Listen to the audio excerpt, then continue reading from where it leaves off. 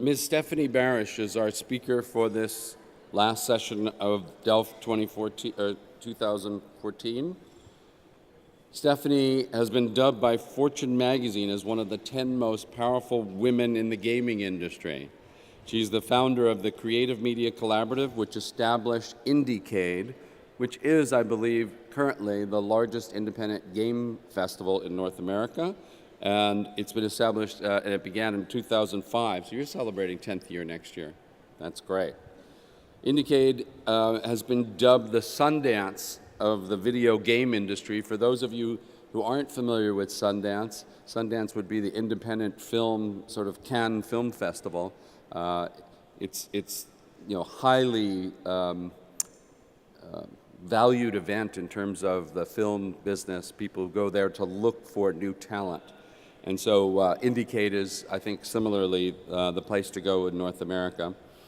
Ms. Barish worked as a producer and a director of multimedia publications and a creative director for Steven Spielberg's special project, which was actually affiliated with Schindler's List. It was the survivors of the Shoah Visual History Foundation. So thank you very much for returning to your seats. It's my pleasure to introduce Stephanie Barish. Hi, Stephanie. Thank you.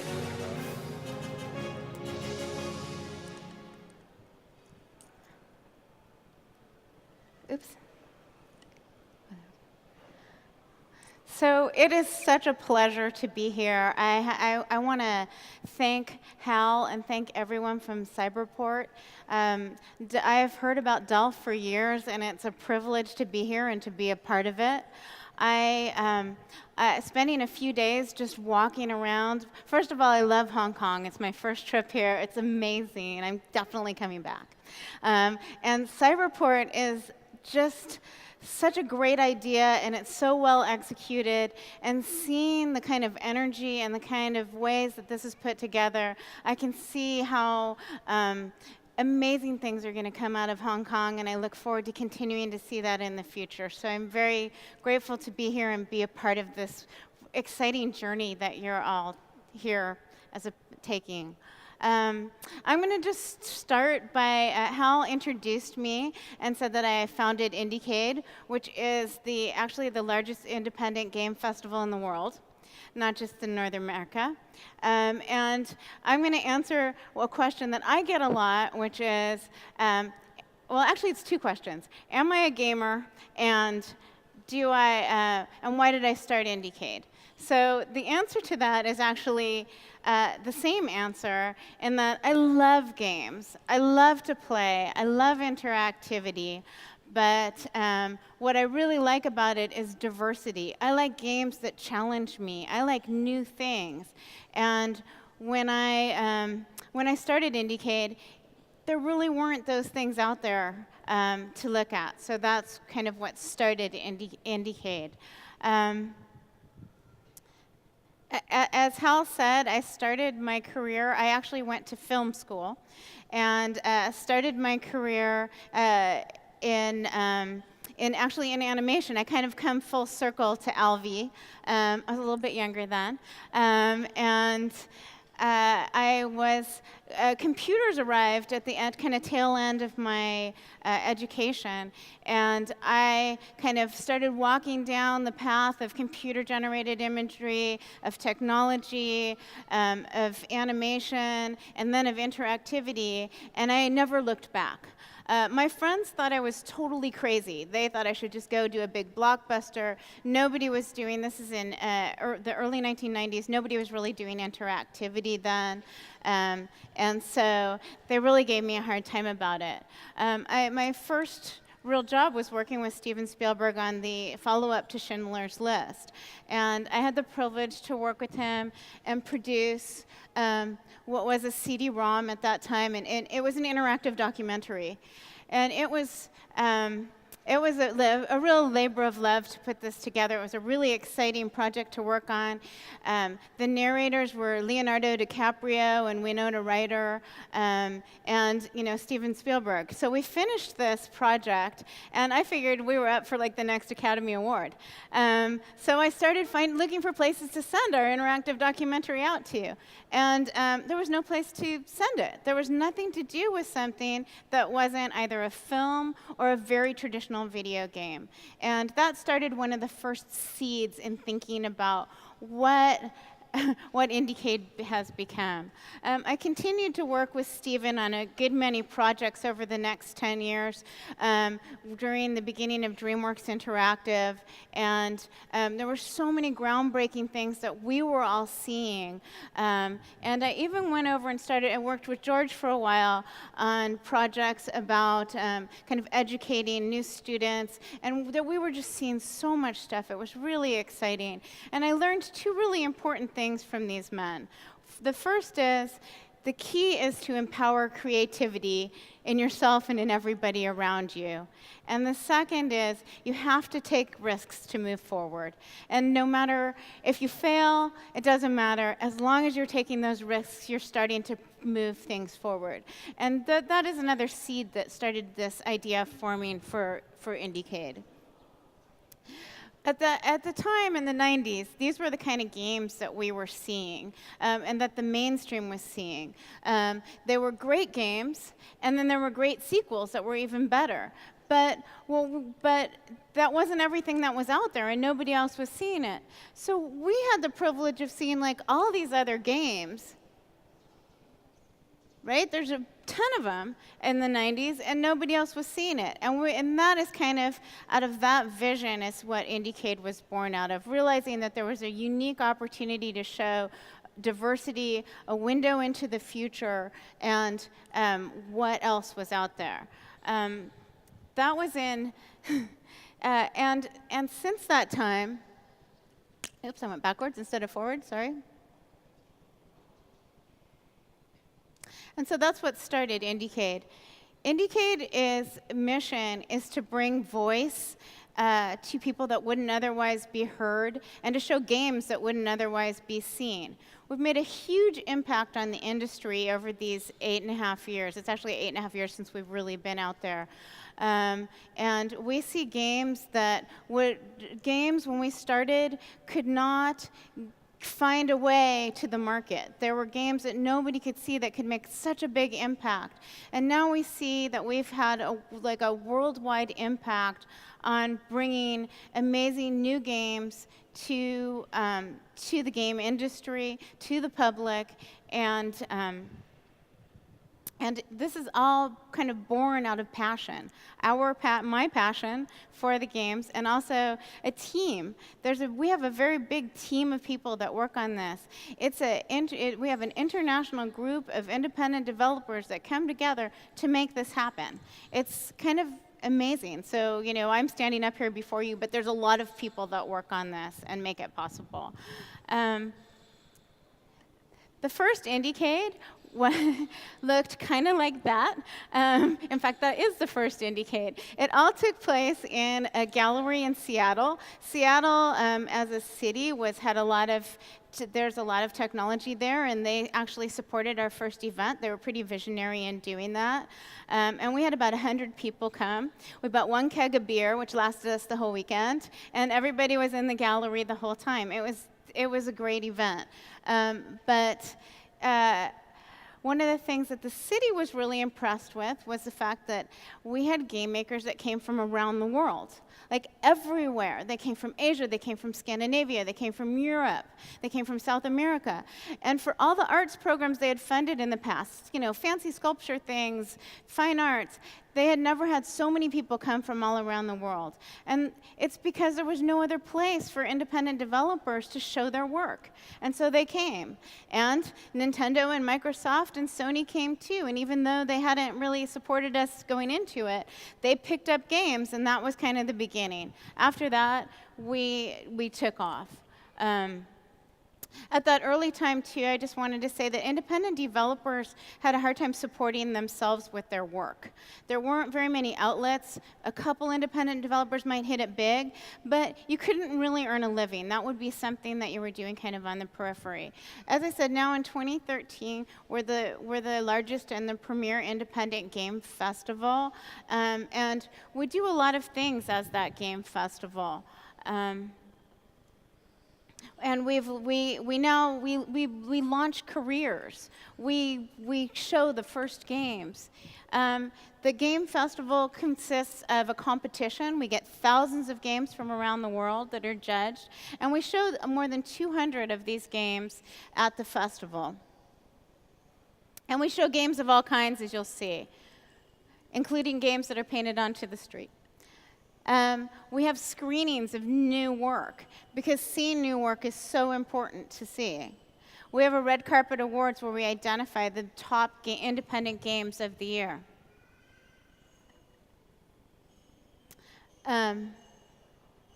We have talks and lectures and clinics and master classes. We have legends that come, that created the game industry, that come and talk to everybody. It's part of an overall community. It's a very important event for the independent game industry. It's kind of a landmark. The other thing we have is very much of a marketplace. People come from far and wide to show their games, to Nintendo, this is Nintendo, to Sony, who came out in full force there with 10 people looking at these two guys' game. And it's kind of remarkable that we've become the premier marketplace for games in this way. And we've really changed what people see now as the future. The other thing that we do is bring a media spotlight to games. So one of the things about making an independent game is people need to be able to see it if they're going to play it or find it. And you really need to have a spotlight and a way to get that. And we're able to get that media. We get a lot of amazing media attention because the same way that Sundance does, they know this is where to come and see something first. If you were looking at the kind of landscape of the game industry, the hardware and the software, you'll know that it's a very large industry. It's about 50 years old now, and last year was a $75 billion worldwide industry, US dollars. That's a pretty gigantic amount of money. It's expected to increase by an additional $10 billion over the next 2 years. It's primarily driven by hardware and software sales on the console side, and this is a really big area, but independent game makers are right in the eye of that storm, creating money. They are not actually creating money, but making money, and making games that are making a difference. Just some like pioneering independent developers to just kind of for you to think about. So Will Wright created The Sims. He was an independent developer. He had to go through the standard publishing platforms at that time, and nobody wanted to publish his game. Nobody wanted to publish The Sims. It ended up being, and it still is, the top-selling franchise PC game in the world. The guys from Harmonix, who pretty much launched a new genre by using consumer-based peripherals as part of their gameplay. They were two graduate students from MIT that like barely made it. You know, they were struggling in their company until this hit. And now they've made a huge impact on the industry. Everybody talks about Angry Birds. Angry Birds is such a good example of two cousins that were, made their first game in a game jam, and were just at the right place and the right time in terms of understanding how to launch their game early in a self-publishing market that the mobile game world is. And then Minecraft. And I think that Minecraft is the best example of an independent game maker. Obviously, the success of Minecraft has really opened the eyes of everybody worldwide, realizing that an important game can come from any corner of the earth. Now, Minecraft makes $300 million a year, and it's a team of 22 people. The console, a console game that would be the equivalent, makes like God of War, and makes $300 million, has a $50 million budget and thousands of people working on it. I'm just showing you some trailers of some really important independent games that have come out that we've showed through IndieCade over the years. And I'm just quickly going to say some of the things that have kind of come together to make independent gaming so important and so vibrant. It's really part of the revolutions that's pushing forward the game industry. There's been a tremendous constriction in what the publishers and the main platforms are creating because they're so expensive. They've gone down from doing 125 major games a year to 25, opening up a huge space for alternative and independent work to come and fill in. And we are ready to do that. There are new schools and students who are coming out at a higher skill set than ever before, that are primed to do extremely high quality work. With small teams and nimble teams, they're able to do everything. There's tool sets like Unity we heard from before that are leveling the playing field and enabling people to come in to that world. There's self-publishing, which is enticing AAA developers out of the mainstream industry and into independent, which is really exciting. Because high-quality games are so easily made by people who know what they're doing and have made games. And finally, there's things like crowdsource funding. So people are able to make games by going out and raising funds instead of having to go the traditional route for the publishers. So now at IndieCade, what we see are publishers and platforms like Nintendo and Microsoft and Sony coming and basically fighting over the independent games. They're coming, whereas in the past, the game makers had to fight to get onto the platforms. It's exactly the opposite. The platform holders are coming and using independent games to differentiate themselves. And that, kind of makes sense, given that they need some games on their platforms that work. And through that, independent game makers are able to really define new trends. Whoops.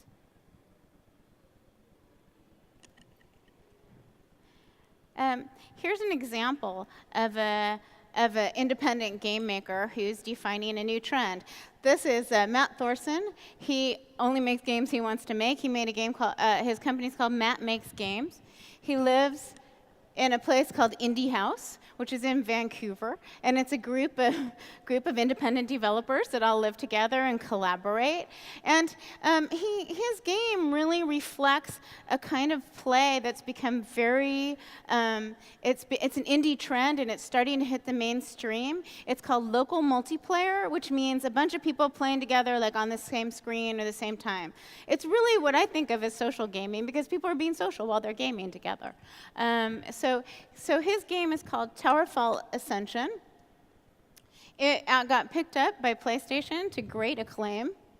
And here's an example of them playing local multiplayer with people around. It's just very vibrant. It's also part of this kind of indie esports that's going on. But now when you look at the PlayStation Store, Towerfall Ascension is right next to a sequel of Assassin's Creed. So, we're seeing indie games being placed side by side, and this is one of the biggest money-making portions. If you look at the PlayStation Store right now, the 15 games that they're promoting, they're IndieCade. Some of them are IndieCade winners, so I had to put our logo up. But 6 of them are independent. So 6 out of 15 games that are coming out on PlayStation that are being promoted are independent games. That's a huge revolution, and it really enables these developers to create new trends. there's been tons of talk about mobile, so I'm going to just touch on it for 1 second, because mobile is really important for independent developers. Independent developers were poised to be some of the first on the platform and to be successful with it. They make small games, they're nimble, they're innovative, and they make them quick. So they've been really instrumental in defining certain kinds of gameplay on mobile. So I just looked at the App Store before I left, and the top two paid apps on the iPad and Minecraft if you count it, are independent games.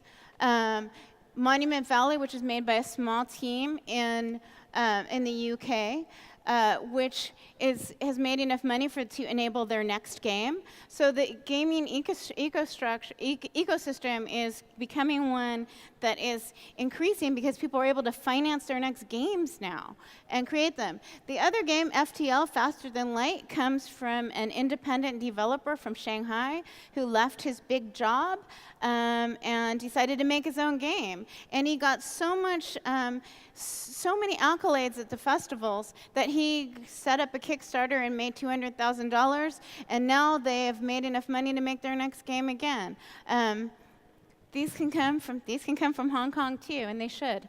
So this independent developer, again, there's an exodus from the AAA development scene. He was a big independent developer. He came and he made a game called Space Team, which up to 4 people play with their iPads, and they shake them around, and you have to yell to each other and talk to each other in this techno babble. And when you do, then it's another local multiplayer, another kind of social game that people are playing. But this is the kind of thing that's defining new ways that people are playing on the platform, and it's really important in terms of mobile. The other thing I'm skipping off of mobile, but that mobile is a very, as I said, important platform because it's enabled people to support themselves. And so new innovations in the independent world are very important, and seeing work in progress is really important, and getting people together. And at IndieCade, that's one of the things we do, is we get people together at an early stage to cross-pollinate. This is Kieta Takahashi, who created Katamari Damacy, which was one of the biggest hit games coming out of Japan a few years ago. They created some kind of crazy system for playing a game and hitting a lot of buttons. But this is one of the things where there was cross-pollination. The previous designer was inspired by these guys that are playing right here, and they've all inspired each other, and you're starting to see new genres arise that you wouldn't have otherwise seen because they're able to get together. I see at Cyberport you guys have some ways of doing that too. All that cross-pollination between artists and engineers and thinkers, that's what creates all the new things that come out, and that's what's so exciting. So the next new game that's coming out that I think is really genre defining, you guys are going to see it in a few months, but we've been seeing this for years. This game maker, he's up in the back, won an award at our very first IndieCade, and he's in the red sweatshirt. I think he's wearing it actually in every single picture for the next 4 years. But they won an award, and he works with a team, a collective, and his interest in games are actually, you see he's holding a Move controller in his animated picture, is taking technology and kind of changing the way that it's working. So he takes some Move controllers, and he used to take Wii controllers, and takes them off the console. He just uses the controllers, and the kind of gameplay that they use is something that PlayStation and Nintendo were completely floored by. There's no way that they even had to distribute them. See, he's still wearing this sweatshirt years later at another award. He's won about 5 or 6 awards. So the game works like this. It's called Joust. It's named after the Johann Sebastian Bach, so it's called JS Joust, and you basically use Move controllers to joust and play. Here are some guys playing. When the music is going, you go slowly and you try and kind of get each other's jousting thing. And when the light goes off, it goes off. It's a very, very vibrant game. People have a great time playing it.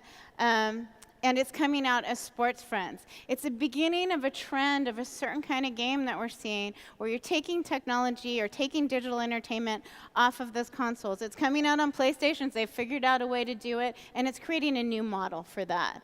And it's really the future. We're seeing many other games like this come out, so we've seen lots and lots of these now over the years, and you guys are going to start to see them too. They're really fun.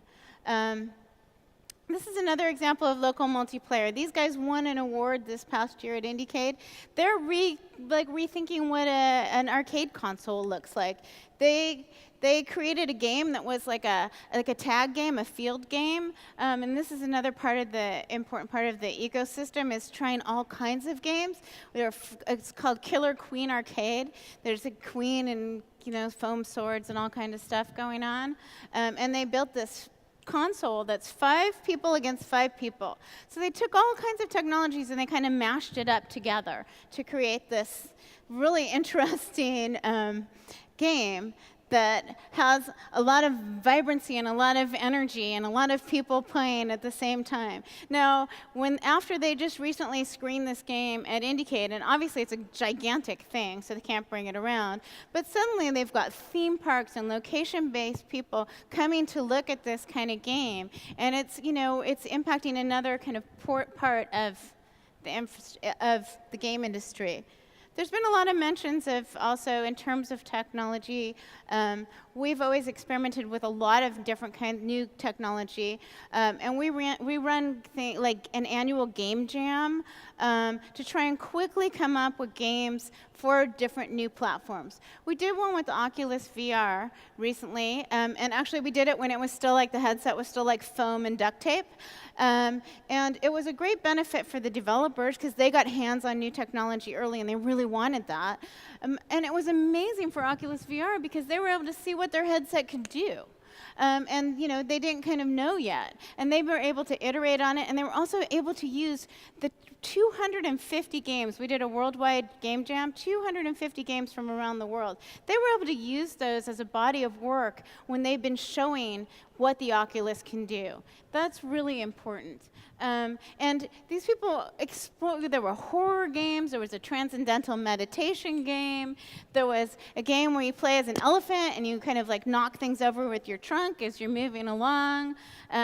This game went in order, and you can kind of see the 3D-ness of this, so it's really hard to show like a virtual reality experience. And this is kind of like one of those like sci-fi kind of games. But then our developers take things further. They add move controllers and other trackers and all kinds of things with their Oculus and create many different experiences. These guys created a ball that you walk in that is kind of part of that Oculus experience, that VR experience. So they're constantly pushing the edge and taking it forward. And we're always looking at new and different technologies, other VR technologies, other neurosensors. And this is an old VR technology. The neurosensors, things that are feeling your heartbeat, that are making things go forward, that impact the gameplay. So independent game developers are kind of running the spectrum all the way from starting to really impact the console space to impacting certain kind of themes and dynamics of the way we're playing, like playing together. In this picture, I've looked at this picture a lot of times, but when I put it up on the slide, I noticed that everybody's sharing a console. Everybody's got one hand on it. It's not like... So part of it is like this kind of collaborative play that we're kind of bringing to the game industry. So there's an enormous amount of potential in the game industry. There. I wanted to go here. There's an enormous amount of potential in the game industry because of all this experimentation. I have 1 minute left, and I'm going to talk really fast, but I was really delighted that here at Cyberport, you supported one of our partners, the Global Game Jam. So 100 game developers came here and in a weekend created about 20 games, I think. And this is the kind of thing like that merges, this emerging culture, and that really moves us forward. When it comes down to it, independent games are really about the people, the ideas, and the passion to move it forward. We're at a time in the industry where independent developers are getting supported. There's opportunities to do really, really well, and there's opportunities to push the envelope in terms of the technology, and independent game developers are really stepping up to that. It's actually a revolution, and it's an important one that people understand that they need to get on board with, because who knows where the next Minecraft is coming from. It can come from anywhere, and who knows what the next idea is going to be. It's a wonderful time to be open and know that so many people are exploring these things. I hope that all of you get up and come in October to IndieCade in Los Angeles, because it really is a window into the future, or if anybody has games, to submit them. It's a window into the future to really seeing what is out there and what is going to be out there. I feel like there's so much potential here at Cyberport and in Hong Kong to create a kind of Eastern hub that operates the same way. It would be wonderful to be able to shine a light where kind of the East meets the West in terms of independent games and the potential future. I want to thank you again for having me here. I want to thank you again. You're all welcome to email me if you have any questions or anything. We're very happy to be here and expect independent games here in Hong Kong to continue to grow along with the rest of us. Thank you. Oh, I think I stay up here, right? Do you have a... Thank you, Stephanie.